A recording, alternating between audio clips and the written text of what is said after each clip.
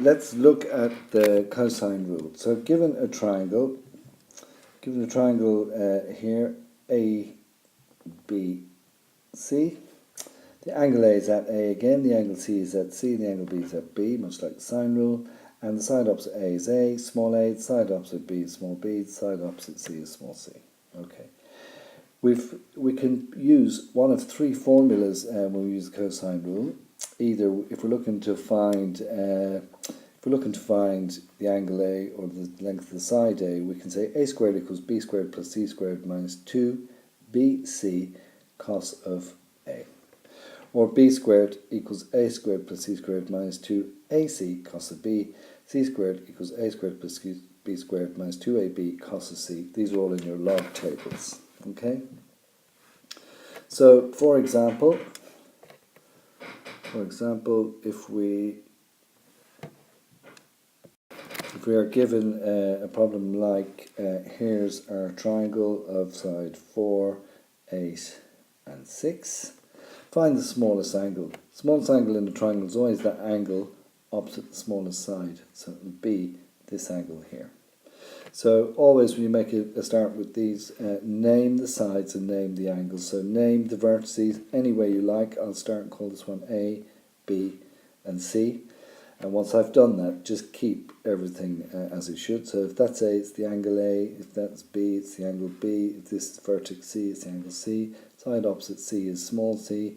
Opposite A is small a. Opposite B is small b. So it doesn't matter which way you name the vertices, so long as you then keep all the lettering the same with respect to the angle and the vertex name and the side opposite. Okay, so we're looking to find this angle here, angle C or ACB, that angle here, okay, because it's opposite the smallest side of length 4 on this side of the triangle. So we're looking to find C, the angle C. So we'll go with C squared equals A plus B squared minus 2AB cos of C. We'll plug in our values. 4 for that side, 6, 8 squared minus 2 by 6 by 8 cos C. 4 squared is 16. That adds up to 100 minus 96 cos C. Bring over your 100, becomes minus 100. Becomes minus 100. So 16 minus 100 is minus 84 equals minus 96 cos C. So we're looking to isolate the cos C. So the best way to do that is to divide both sides by minus 96. Okay, so if I have that there as in here, minus 96, they just cancel. So cos of C is equal to minus 84 over minus 96. So C is equal to the cos inverse of all of that, minus 84 over minus 96. C is equal to 29 degrees. Okay. Now let's just take a brief look at the trigonometric ratios for the special angles of 45 degrees, 30 degrees and 60 degrees. Now if we just take the 45 degree angle, okay, if we were to draw an isosceles triangle of unit length 1, with a right angle here, that would mean that the remaining two angles must sum to 90, but they must also be equal because they're opposite equal sides. Then they must be 45 degrees. Okay? And if that's the case, using Pythagoras, the hypotenuse of such a triangle must be equal to root 2. And if we were to apply our trigonometric ratios, and if we take this 45 degree angle here, the side opposite to that angle is 1, okay, and the side adjacent is 1, and the hypotenuse is root 2. And if we were to work through our some old hens cackle all hours till old age, then we get these ratios here, which are the trigonometric ratios for the angle 45 degrees, written in surd form. So when we see sine 45 degrees is 1 over root 2, that is known as surd form, or as a fraction. Okay? These are in your logbooks. so you can refer to them when you need them. The other two special angles are 30 degrees and 60 degrees, and if we were to create a triangle of 1 unit length, right angled triangle, of and the other side being equal to the square root of 3, that would give us a right angled triangle for which this angle here would be 60 degrees, that's 90, so the remaining one has to be 30, and we would have a hypotenuse of 2. So don't worry about where these triangles are derived from, just try and understand that the sine of this angle 60 is root 3 over 2, the cos is the adjacent over the hypotenuse, 1 over 2, the tan of 60 is the opposite over the adjacent, root 3 over 1 is root 3 over 1. And for sine 30, the sine of 30 is the opposite over the hypotenuse. The cos of 30 is the adjacent over the hypotenuse, and the tan of 30 is the opposite over the adjacent. Okay, these values of sine, cos and tan 60 in surd form are in the log tables, and for sine, cos and tan 30 in surd form are in the log tables also. You don't need to know where they came from or how to derive them, but I think it's good to see where they come from. So let's put these values of the special angles in surd form, let's put them to use. So if you're asked to write the sine of 60 in surd form, you simply go to your log tables, look up the sine of 60, and you'll find the value for the sine of 60 in surd form as root 3 over 2. Okay? If you're asked to write cos squared 45 degrees as a surd or as a fraction, then you go to your tables, you see that cos of 45 is equal to 1 over root 2 in surd form. So cos squared 45 must be that value squared or multiplied by itself, and 1 by 1 is 1, and square root of 2 times the square root of 2 is equal to 2. So cos squared 45 is equal to a half. Now you might be given a triangle like this, a right angled triangle, where you know you're given the angle 60 degrees, you're told that this side, the adjacent to 60 is equal to 4, the opposite we call x, and the hypotenuse we call y. Then if we're to find x and y, let's see if we can find what x is. Well, the tan of 60 is equal to the opposite over the adjacent. And the tan of 60 from the log tables is root 3. So x over 4 is equal to root 3.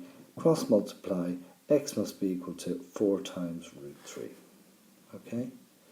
And if we were to find y, then we could say the cos of this angle here, 60 degrees, is equal to the adjacent over the hypotenuse, 4 over y. But from the tables, we know that the cos of 60 is a half, so 4 over y equals half. Y must therefore be equal to 8. So let's look at a further application of working with special angles in surd form. We have a triangle here, 8, 30 degrees, 60 degrees, y, z, and x as far as there, and the remainder there. So one large triangle made up of two smaller triangles. Okay, find x, y, z.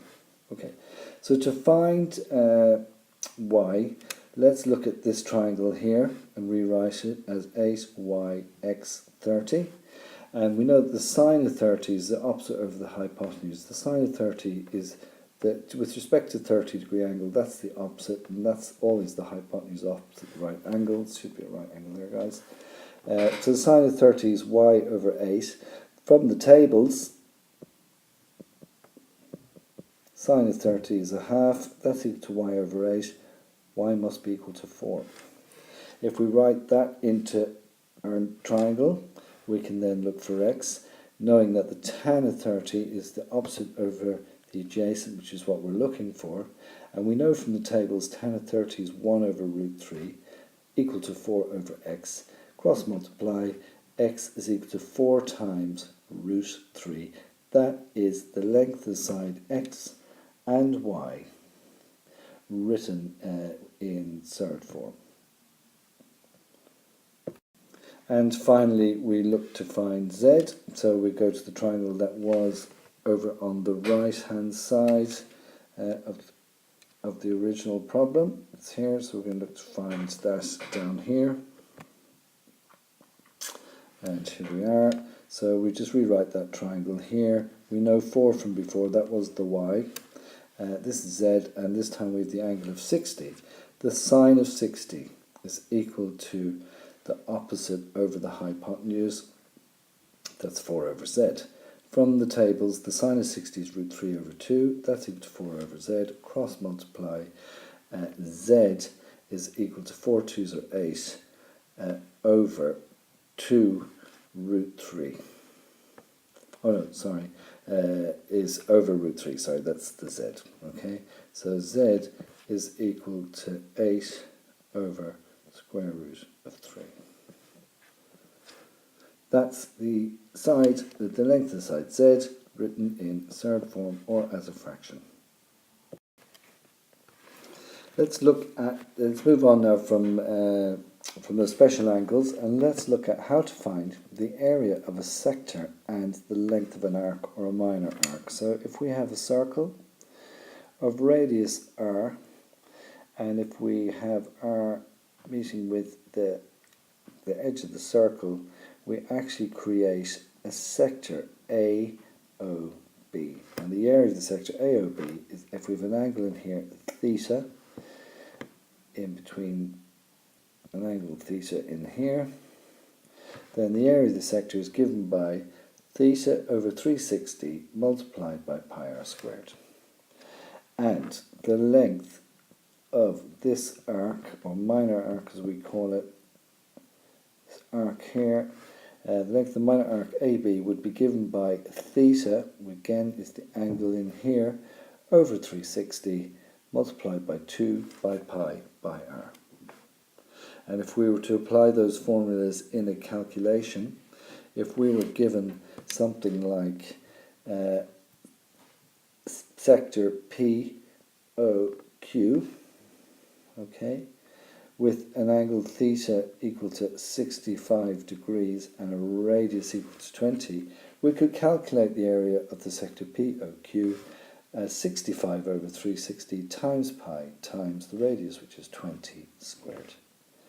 And you simply just put those values into your calculation. To find the length of the minor arc PQ, here, that's 65 over 360 times 2 times pi times the radius 20. And the problems you'll meet are simply variations of applying this formula, but you may be given an area value and you might have to find r or the angle, or you may be given the length of the arc and you might have to find r or the angle. Now we'll finish this video just by briefly talking about the unit circle.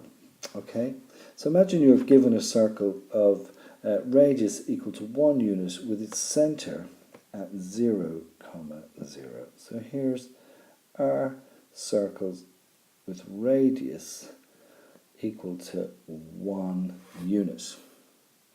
Okay, and if we were to relate or look at the coordinates of any point on this circle, and we'll take this point here, this point P, then its coordinates would be x out the way and y up the way, x comma y, okay, from your coordinate geometry. This coordinates of this point P are x comma y, okay. And let's just relate now this unit circle in terms of trigonometric ratios. So we have our circle, we have a point P at x comma y, we have a radius going out from the circle of length 1, and we have actually an angle in here, theta, which is an angle between this terminating side and the x-axis. And if we were to complete the diagram here by making a triangle in here within our circle, we end up with a right-angled triangle. The length of this side is x, the length of that side is y, okay? And if we were to look at our trigonometric ratios, we could look at theta here and we could say the cos of that angle is equal to the adjacent, which is x, over the hypotenuse, which is 1. So the cos of that angle is equal to x. So that really means that x is equal to cos theta. So we're finding a value for x there. If we were to look at the sine of that angle, we'd say the sine of that angle is equal to the opposite, which is y, over the hypotenuse of that triangle, which is 1. So that, in fact, if sine theta equals y over 1, that's really the same as saying that y equals sine theta. And so for any point on this circle, the coordinate of the points x comma y are actually cos theta comma sine theta. Okay, so there's my circle, there's theta, the coordinate of that point there is cos theta comma sine theta, x, y, okay? The coordinates of that point, new angle theta here, is cos theta comma sine theta, and so on. We'll work some more with these in the next video and carry this notion a little bit further.